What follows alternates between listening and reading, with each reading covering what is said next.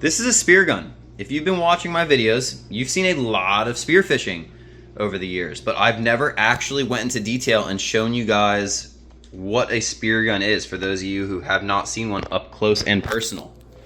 So my name's Joey Antonelli, and thank you very much for watching the videos. Subscribe to the channel if you haven't, give the video comments, likes, it really helps, and we're gonna do another hat giveaway.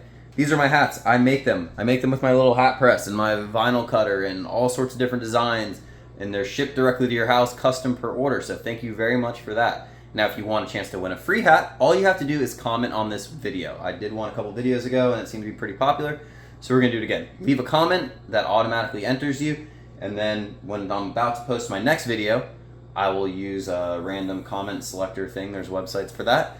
I'll pick a winner. I will announce it in the description of the next video and pin the comment to the top of this comment section. So if there isn't a pinned comment, the giveaway is still open. Check them out, jantogear.com. Order yours today, and good luck in the contest. Now, you saw a ton of fish in the first clip of this video, and this is the gun I'm using to harvest those fish. This gun specifically is called a Koa. That is the manufacturer. They have them at Florida Freedivers down in South Florida. And the number, there's normally a number when you're referring to a spear gun. This is a 120 Koa. That's the size of the gun, 120 centimeters. So, couple things about the gun. This is your trigger, your handle, trigger mechanism. That's a huge part of the gun, a reliable trigger mechanism. There's normally a safety right here.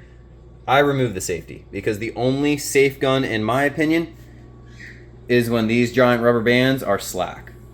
So to load the gun, you pull one of these rubber bands back one at a time, all the way to these little tabs. These are called shark fins. This is a shark fin tab shaft, and the shaft goes through the track of the gun. This is a closed track. That means the spear cannot come out of here, but once you get down to the opening, it can come out up here.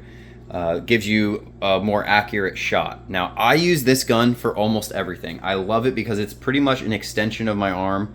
I've had it for years and years, and I absolutely love this gun. I don't have to think about the shot. I know if it's in range. I just am super comfortable with this gun. I would recommend finding a gun you like, get really used to it, and don't have a bunch of different ones. There's a reel. You'll see how those work in the video. That's basically so the fish can run and I can play it out and I can get back to the surface, because all of this is done holding our breath.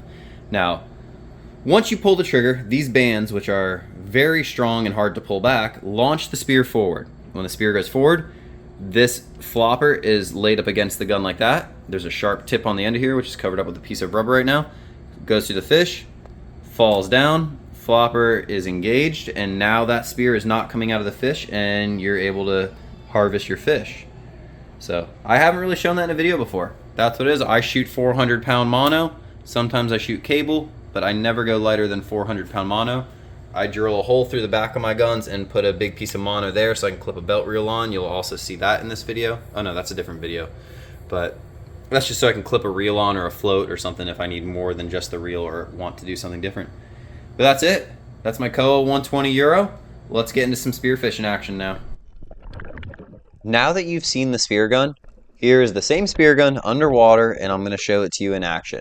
Now, there's three of us today. It's myself, Nick, and Austin from Boat and Motor Superstore, and this is all free diving. That means everything in this video when we're underwater, we're holding our breath. And this video is almost entirely shot underwater. There's very little topside in this video. It was just kind of more of a spearfishing day. I have a lot of fun doing it.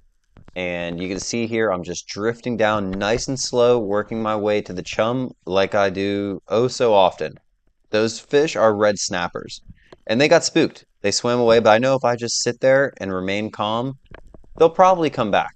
They want the chum. They'll let me get close enough, and here comes the one that's going to let me get a shot off. El Rolo. That's the El Rolo shot, the best shot there is in spearfishing. You pull the trigger, you brain the fish, it dies instantly, you pull it up. There's not a lot that can go wrong with an El Rolo shot. Now, that was at about 40 feet or so, maybe 50 feet at the most. Now I'm on my way back to the surface, and I'm going to try to duplicate it, but things are not going to go quite as well on this next one. That's about a 12-pound, maybe a 14-pound red snapper. And I'm going to try it again. So I go back to the top, I breathe up, take my time, get my breath, calm down. And now I'm drifting back down into the chum. Now, I don't know exactly what happened here. That's a cobia, actually. There's a cobia in the background there. But I work my way towards the chum. I start to extend the gun because I keep it tucked while I'm approaching the fish. And then I slowly extend the gun and pull the trigger. I hit this fish way too high. I actually couldn't believe it tore. It did not tear out immediately. But as I'm pulling on the fish, I called Nick over, and I didn't want to lose the fish. I just said, "Will you put a second shot in it?" I didn't want to wound the fish and not get it, so Nick swam down for the secure shot. He did the El Rolo shot with the securing shot, I think. Yeah, we'll call that an El Rolo. I'm pretty sure it was. But you can see how high my shot was. Not the ideal shot placement, but it happens. In between each of these dives, we're kind of going back to the boat and regrouping. There's Nick in the background there, and he just shot himself a good red snapper. Now, the red snappers are still hanging around. I know we only need like 1 or 2 more to meet our quota for the day, so I got my eyes on that one that's still going through the chum. At the same time, I'm kind of keeping an eye in the distance over at Nick. I see him at the surface. I see him landing his fish. All things look all good. So I'm going to pursue this fish. And this was actually a pretty good dive for me. So I want you to, I've already been underwater for a little while since Nick shot his. But hold your breath with me on this one, and we're going to go down into the murk layer.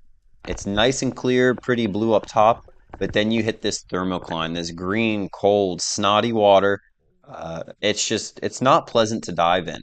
So there's Nick up at the top, just checking on him again. And I'm waiting for these red snappers to come back. I'm just kind of hanging around 20 feet. The cold water was pretty high up this day. And I can see some more chum down a little deeper. I know if I just sit there, that the fish should come back. And they do. So here comes the fish. I'm going to really take my time and hope that he swims and gives me a good shot, because after that last one, I want to make sure I get a good shot. We'll call that a form of an El Rolo, because while I didn't straight up stone the fish, it had a couple kicks left.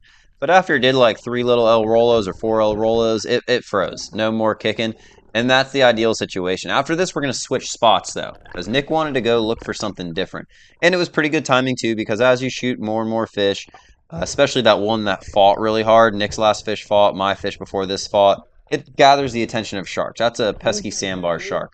But while we're doing that, Austin's in the boat, bowing up on a kingfish. Kingfish came into the action. He had some live bait, so I got my little camera. I'm filming a selfie and filming Austin with his kingfish battle from the boat before we switch spots to go do something else.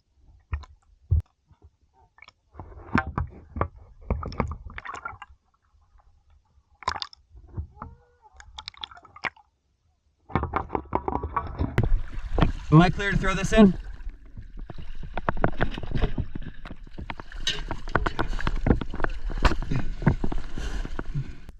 At the next spot, we are greeted with tons of amberjacks. Now, anytime I see a bunch of amberjacks, I get really excited because that means there's something else around.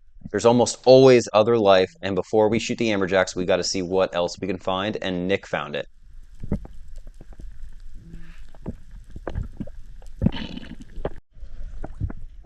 That's a big one.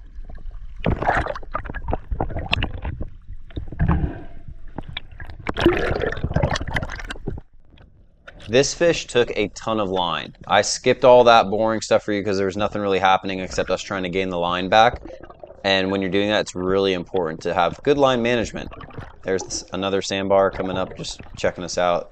No big deal, happens all the time. But I want to put a second shot on this fish because I want to get the fight over and get this thing landed. So I got a good shot on it. And that was going to be the securing shot for Nick to land a massive kingfish. Nick, you found a big one. I did. Hold on, keep him up. Once Joey's out. Good. What happened, Nick? Got beat up. Now we had a school permit show up. Permit are a really cool fish to swim with. They're absolutely beautiful. They're basically a giant pompano, and you know I love my pompanos, but I wasn't looking to shoot them. They were just cool to swim with. There were so many of them, and that's one of the cool things about spearfishing is how selective you can be. Now, off camera, I kind of went a little crazy on the amberjacks for a little bit. Even though we weren't coming to spear amberjacks, I had someone that wanted some. So I decided to pull the trigger on a few of them, and that is my favorite fish to stone. And probably one of the easiest fish to stone, but if you don't stone them, they kick your butt. Here's a look at the harvest for the day. Some amberjacks, snapper, and kingfish going to a seafood market near you.